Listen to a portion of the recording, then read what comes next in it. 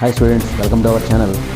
Our today's part is part 4. It is problems in uniform acceleration topic, and under special category, that is motion under gravity. In part 3 we dealt motion of bodies in horizontal direction. So it is not under the influence of gravitational force. Here the bodies, they are moving under the influence of gravitational force of earth. Therefore the gravitational force of earth is responsible for the acceleration of motion for those bodies, and that's why we are calling it as acceleration due to gravity, and we are specially symbolizing it as g, small g. While solving problems in horizontal motion, students generally they do not face any problem other than else the complication of the problem involving various mixtures of or various combinations of uniform motion, accelerated motion and decelerated motion. Other than that, there is no problem. But in the case of this vertical motion regarding sign convention, or while taking sign in the equations, kinematic equations, students they commit silly mistakes. Okay, so here I will tell you simply how to apply sign to the equations while solving problems. It will be very easy forever, right? So here, so before going to this topic, let me give you clarity regarding the previous topic which we dealt before. So it was horizontal motion, that is we dealt bodies moving in horizontal direction and in only one direction there. But now here in bodies moving under the influence of gravitational force of earth, here there are two directions involving. One is the downward direction and other one is upward direction. If a body is left to fall freely, what happens? Suppose if you hold a ball and leave it freely like this, what happens? It falls down. It is a downward motion. Its direction is downwards. If you throw a body in vertically upward direction, then what happens? The body, after reaching certain maximum height, it falls down back. That is, its motion involves two directions. One is upwards, other one is downwards. Then here comes the problem here.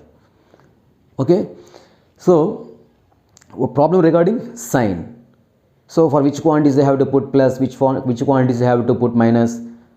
Regarding that one, there will be some problem. So let us deal it now. So in the case of horizontal motion, there is no problem regarding any sign convention there. We use all the kinematic equations. What are the kinematic equations? S equal to ut plus half a t square, v equal to u plus at, v square minus u square equal to as, Sn equal to u plus a and n minus half, average velocity v bar equal to u plus v by 2. These are the kinematic equations, set of kinematic equations. These are applicable for bodies moving under constant acceleration, right? So here there is only one directional motion, no need to bother about sign convention. Other than else, in the case of deceleration, for deceleration is taken as negative, minus a, while acceleration is taken as plus a, deceleration is taken as minus a. That is the only case there. So almost all the problems under motion as straight line, they will be in same direction. Here in the case of motion of bodies under gravity, let us check what happens here.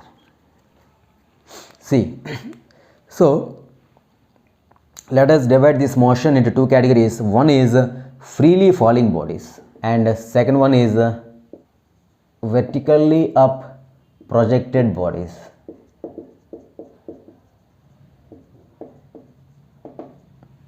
See, freely falling body means we are throwing it, we are not throwing, we are leaving it freely to fall. And vertically projected bodies, we are projecting them, we are throwing them in vertically upward direction. Okay, so so how to, what are the any sign problem is there? Any problem is there regarding using plus and minus sign in the case of freely falling bodies? No problem. Why? Because see here, what are the physical quantities we have to consider? Displacement, yes, velocity, acceleration and time. These are the quantities throughout the kinematics we use. Okay, so now let us check these quantities here for freely falling bodies. Suppose this is the initial point, body is falling freely like this. Let this be ground here. So this is initial point. Check here, let us check the displacement. What is this? S is displacement. So throughout its journey it is falling down. Displacement is in which direction? Downward direction. So this is the initial point, this is final point. What is the displacement? It is the straight line joining initial point to final point. It is having specific direction. So this is the initial point, this is final point. So just we join these 2 points here. So this gives us the displacement. So what is the direction of displacement here? It is downwards. Okay. Now velocity. How many velocities are there? Initial velocity u equal to 0. The final velocity will be some v. Okay. So let it be any velocity, initial velocity or final velocity. What is the direction of the velocity throughout this journey? It is downwards. Okay. Then what about the acceleration here? Acceleration a is equal to g. In which direction acceleration is acting here? This is in downward direction. So acceleration is also downwards. Then what about time? Time is not having any direction. So here the 3 vector quantities, they are all in same direction. Then why to bother about positive sign or negative sign? So there is no problem here.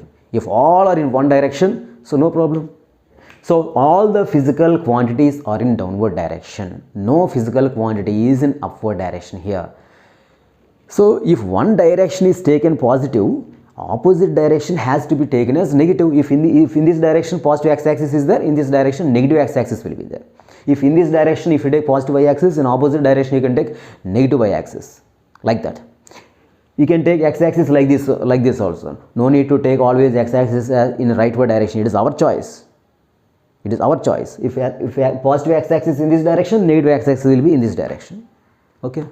So here, if directions are opposite, then we do require considering positive and negative signs. Since here all the physical quantities are in downward direction, no need to bother. Here simply in the case of freely falling bodies, you can directly use the kinematic equations as usual. S equal to ut plus half at square, v equal to n minus half. Just replace a with g, that's all. Because it is acceleration due to gravity, so we are replacing a with g. We have given it a separate symbol g, that's all. So no problem with freely falling bodies.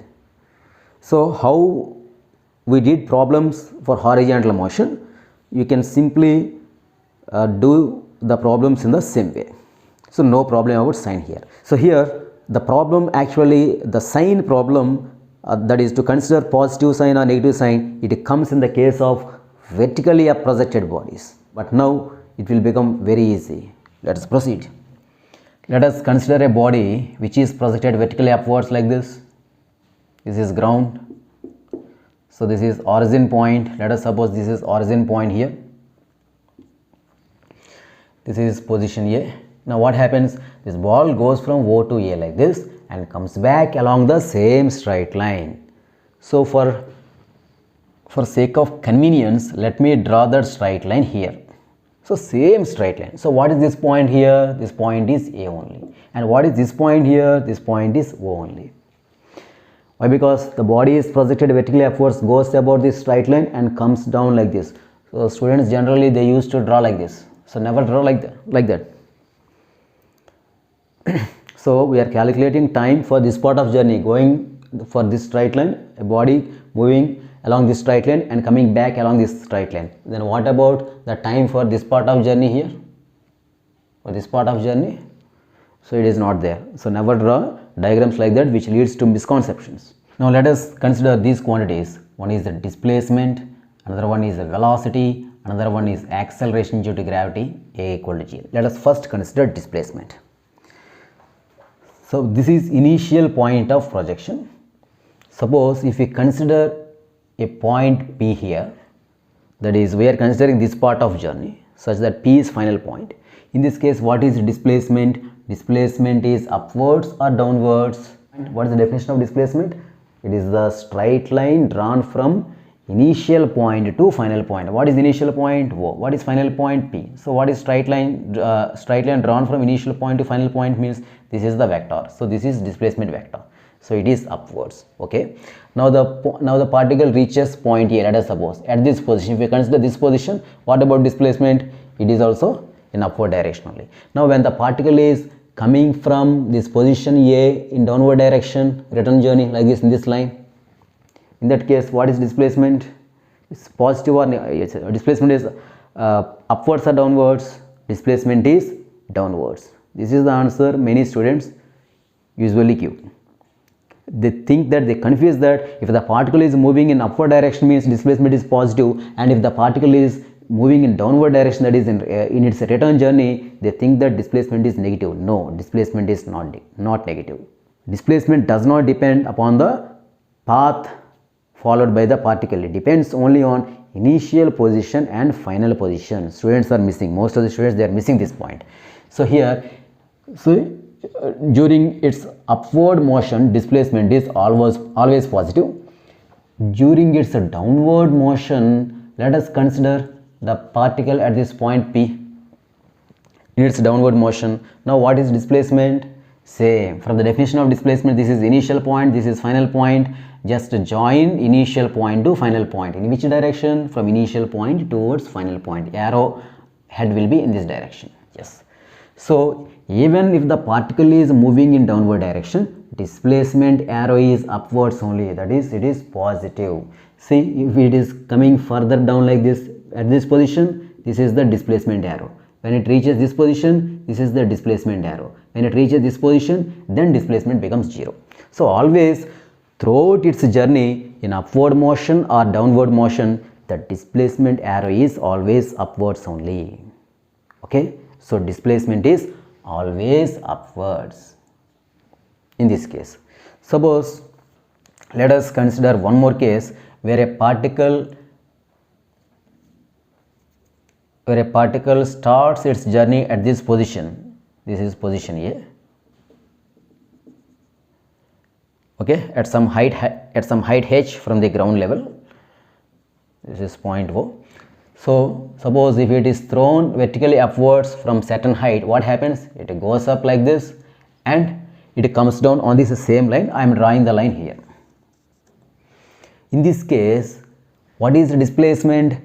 Displacement, when the particle is at this position, displacement is upwards. When the particle is at this position, displacement is upwards.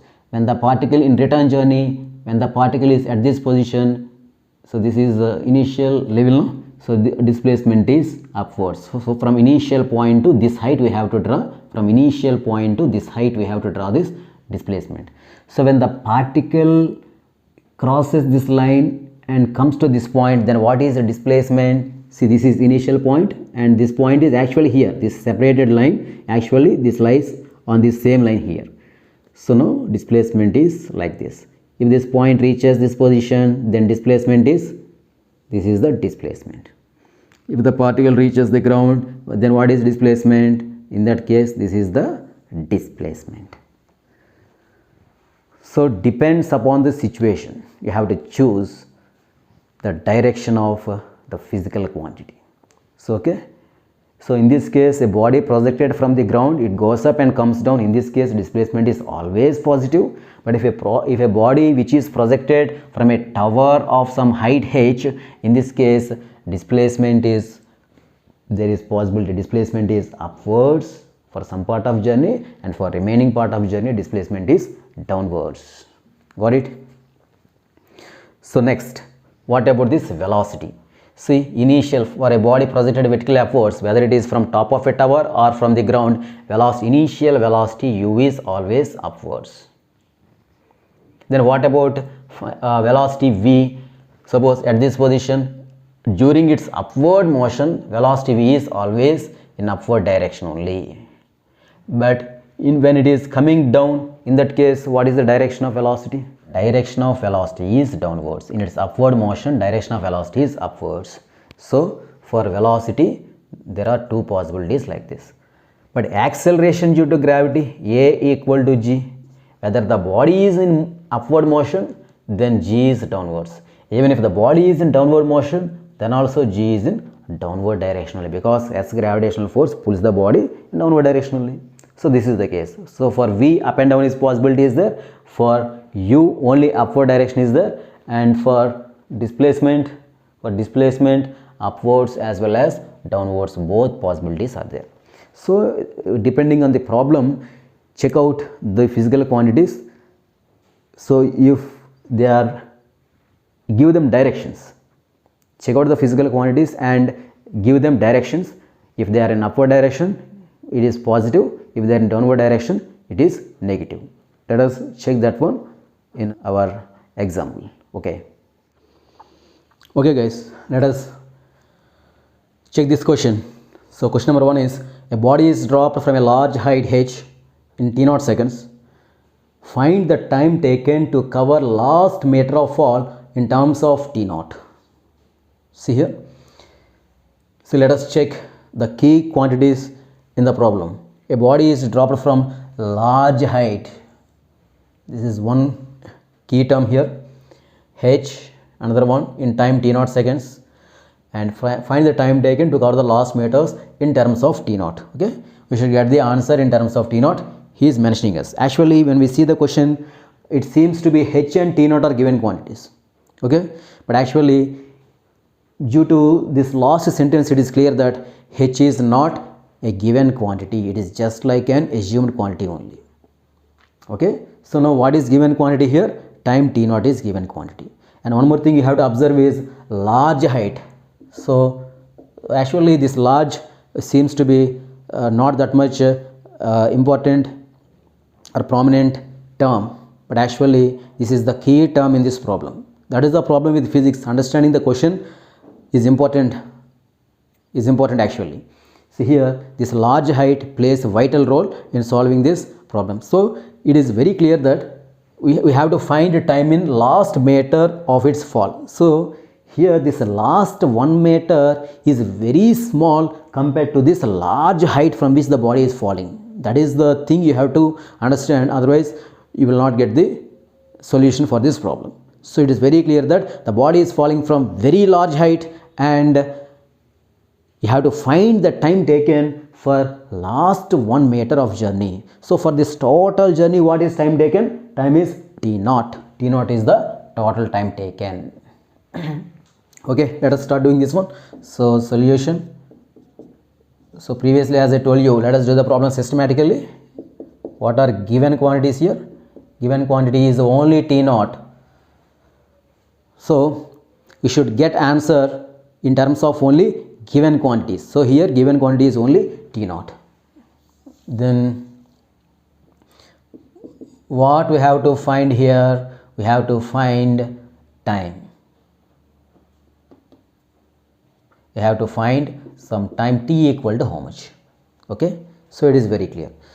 So now what is next step? Let us draw the diagram.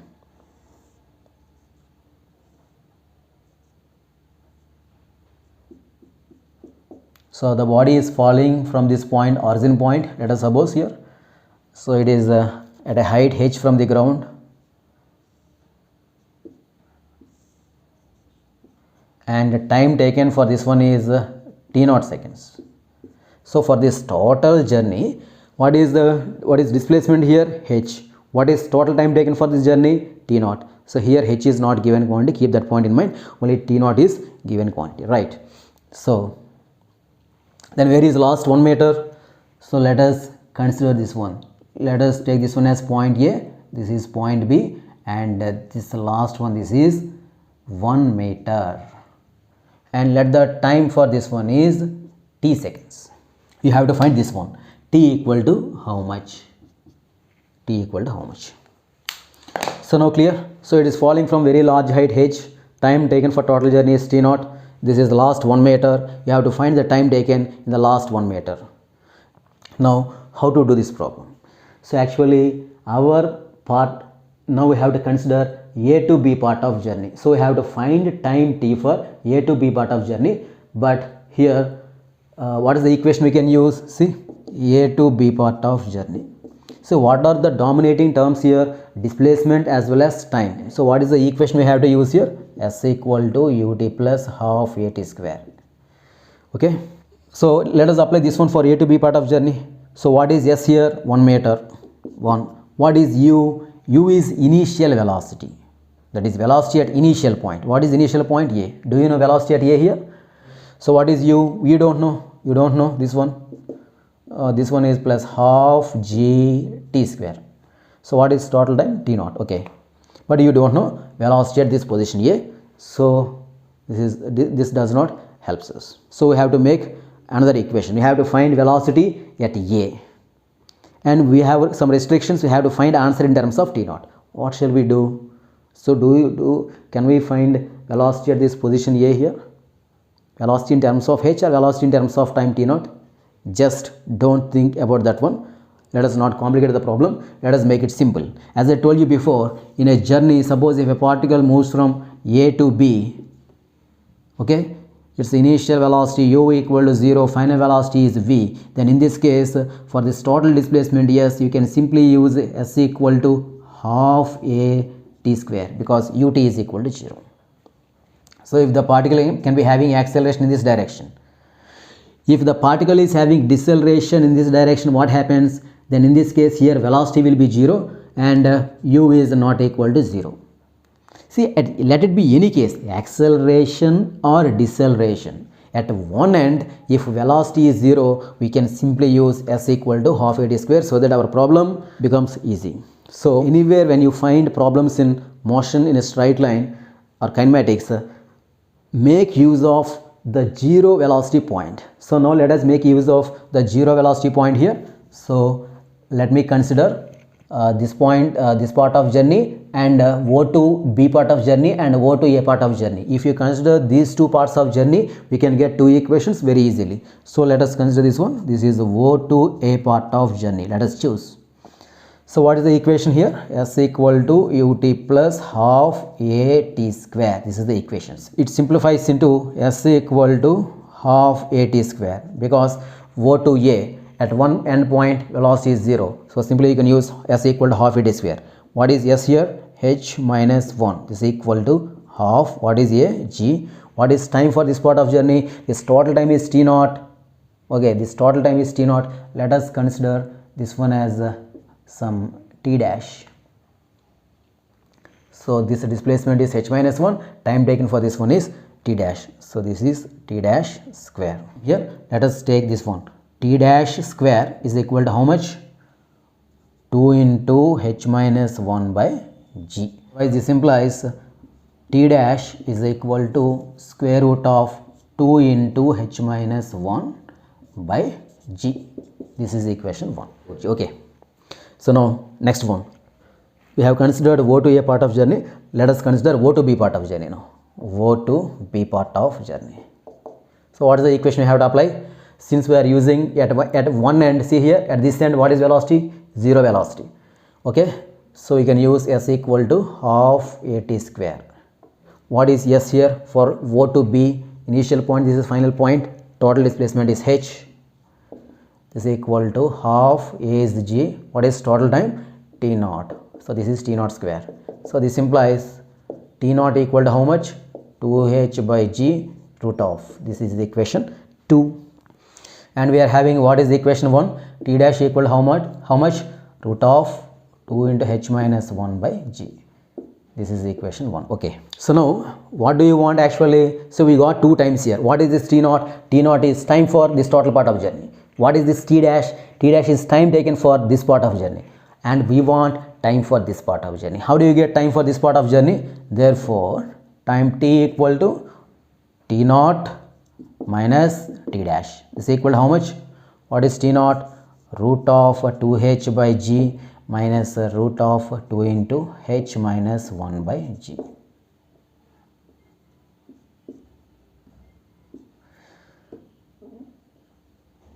So this is equal to how much?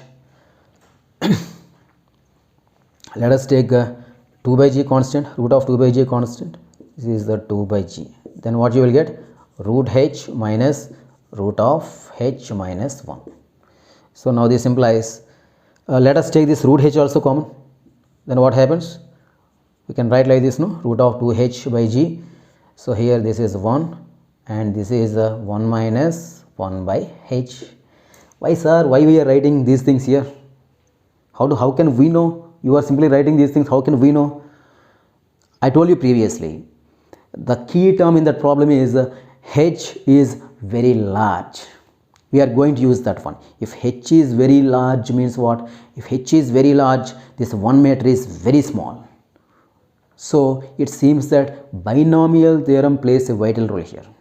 So if you find any problems like that, you should come to a conclusion that binomial theorem plays a vital role. So that's why I am making use of this binomial theorem here. So this is equal to how much? Root of 2h by g. So what is binomial theorem? If 1 plus x whole power n, if we consider 1 plus x whole power n, this is approximately equal to 1 plus nx. When, if and only if x is very less when compared to this one. This is binomial expression. Now see here, h is very large means what? H is very large means 1 by h term is very less. See now I am writing this one like this, 1 minus, I can write this one like a 1 minus 1 by h whole power half. Can I write like this? Yes, this is equal to 1 minus 1 by h whole power half. Okay. So this is similar to this one, 1 plus or minus x whole power n, that equal to 1 plus or minus nx by binomial theorem. Because if x is very small compared to 1, we will be getting 1 plus or minus nx. So similarly, see this one, this is also same as like that, no? So we can write here like this, no? This is root of 2h by g into 1 minus, what is this one, bracket term? 1 minus 1 by 2 into h. This root of 2h by g, this 1 and 1 cancels, minus into minus plus into 1 by 2h. So this is equal to how much? Root of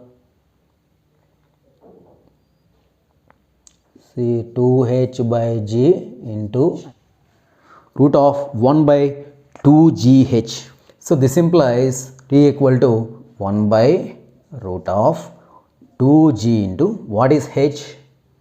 H equal to half g t naught square, because we should remove h. H is not a given quantity, and also he has mentioned to find the answer in terms of t naught only. So we should remove h. How we can remove h? H equal to half g t naught square. In the place of h, let us write into half g t naught square. T equal to how much? 1 by, after cancellation we are getting g t naught. So this is the answer. So in last 1 meter we are getting time equal to 1 by g t naught. So h is very large means there only it should strike that binomial theorem is going to play vital role in this case. So okay, what did we do here? We have to find time for this part of journey. We have taken, we found time for, so this part of journey, time is given to us, and we have made one expression for time of this part of journey. We made another expression for time of this part of journey. For this part of journey we have used both of them. Simple, very simple. You should understand the question, how the question goes, what it requires. You should carefully analyze it. Then question becomes very easy. Right. Next question. Question number 2 is, a balloon carrying a stone is moving vertically upwards with velocity 12 meters per second. When the balloon is at height 65 meters,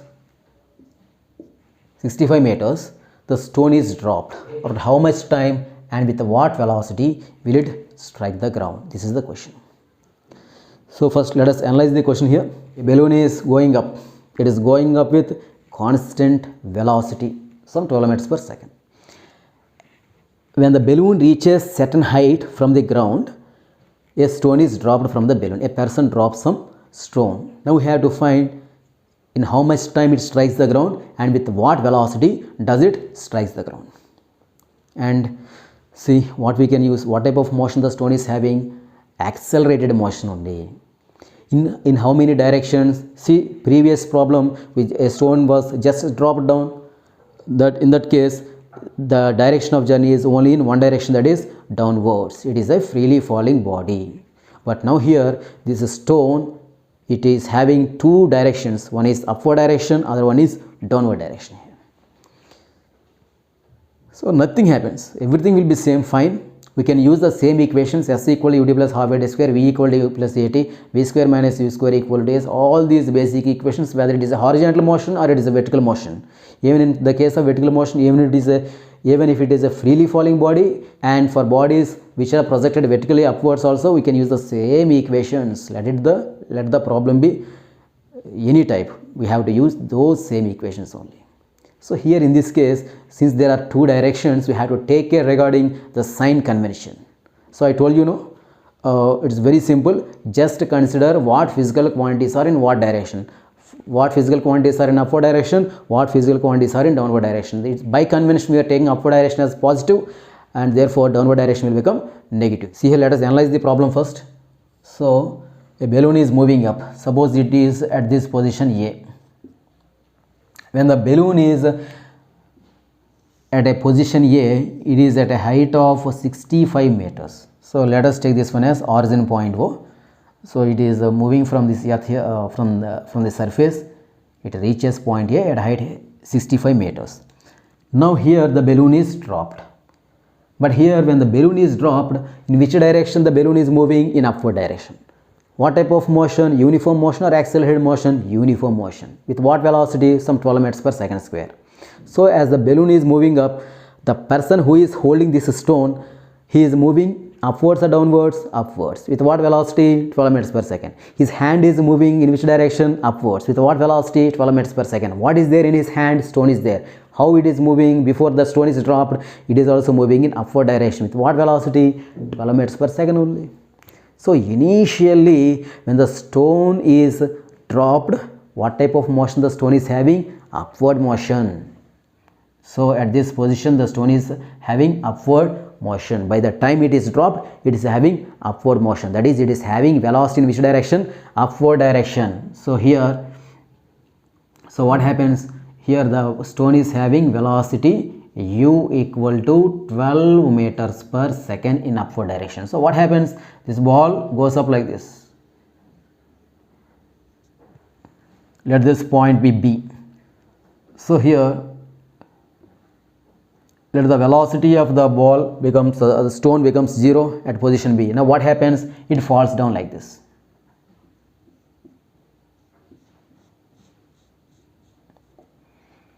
So this is also point B only. In return journey, this is point B and this is the point O, because here the motion of the stone is along the same straight line.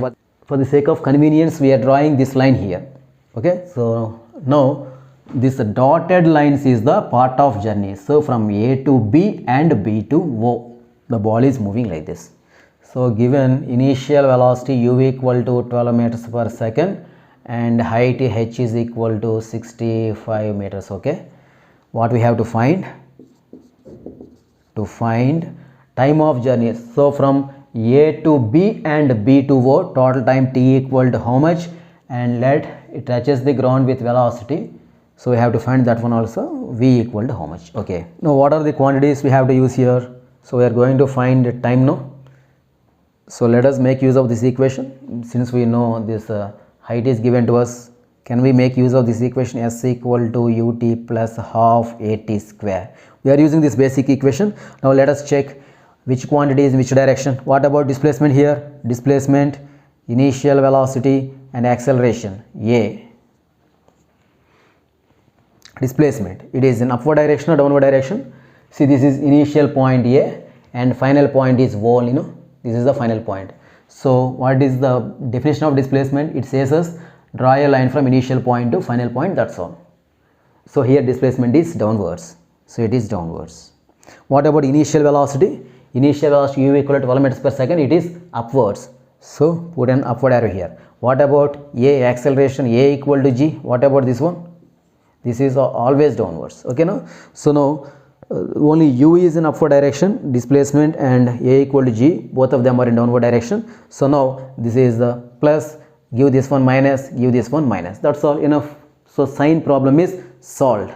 So now let us take these values here. So what is displacement? A is initial point, O is final point. No, I told you same line, this journey will be like this, going from A to B and B to O on the same line. So from A to B and B to O, this is the actual path of traverse. But what about displacement? Displacement does not depend of actual path of journey. It depends only on initial point and final point. Just the straight line drawn from initial point to final point gives us displacement, that's all. So now let us substitute the values. What is the displacement here? 65. Plus 65 or minus 65? I told you put minus, since it is downwards, minus 65 equal to, what is u? 12. Plus 12 or minus 12? Since u is upwards, plus 12. What about this one? Plus, so this is plus or minus? Minus half g t square. This is the equation. So we got expression, this is a binomial expression. No? So now let us take this one. What is g? G is 10. Let us take 10. So this is 5t square minus 5t square. Bring this side. So this is 5t square. This one bring this side, minus 12t and minus 65. This is equal to 0. We got binomial expression square minus 4a 5. What is c? Minus 65 whole by 2a. A is 5. Now solving this one, t equal to, we are getting 12 plus or minus, this is root of 144 minus plus 4 5 is 20, 60 is equal to 12 plus or minus, this is root of 1444 by 10. This is equal to 12 plus or minus root of 1444 is 38. So by 10, so this is equal to 30 40 50 by 10 is 5 seconds, or other one is minus value, no, minus some x minus x by 10. Okay, there is no meaning for negative time, so no need to consider this one. So the time is 5 seconds. So now our target is we have to find velocity, and we know for this displacement we know time t equal to, we got 5 seconds. So now v equal to how much? What we can use for this total displacement? We can use this equation, no? V equal to u plus at. Okay, so v equal to, don't put minus for v here because we are going to find v. So for the quantities which we are going to find, never apply sign convention. Okay, this velocity is positive or negative, who will decide? These things will decide. Okay, now what is initial velocity? It is upwards, no? So plus 12 plus, what is a? Minus g. What is time? 5 seconds. So this is equal to how much? 12 minus g is 10, no? Minus 50. This is equal to how much? Minus 38 meters per second. See why we got minus here? Here minus implies that velocity is downwards. If we get plus, velocity will be upwards. Here minus means velocity is downwards. See, I told you before, these things will decide whether this is a positive or negative. Yes, they decided, and this is minus 38 meters per second. It is striking the ground with a velocity of 38 meters per second, and it is in downward direction. So we got minus sign here. So very simple. We can solve problems using the same kinematic equations. We can solve any type of problem when you are considering upward as well as downward motion. In this case, just take care of sign convention. Observe which quantities are in upward direction, observe which quantities are in downward direction. For upward quantities give positive sign, and for downward quantities give negative sign. That's all, enough. Everything is same. Depending upon the type of problem, what the problem demands, let us apply the procedure carefully. That's all. Right. Next video we will do problems on non-uniform acceleration.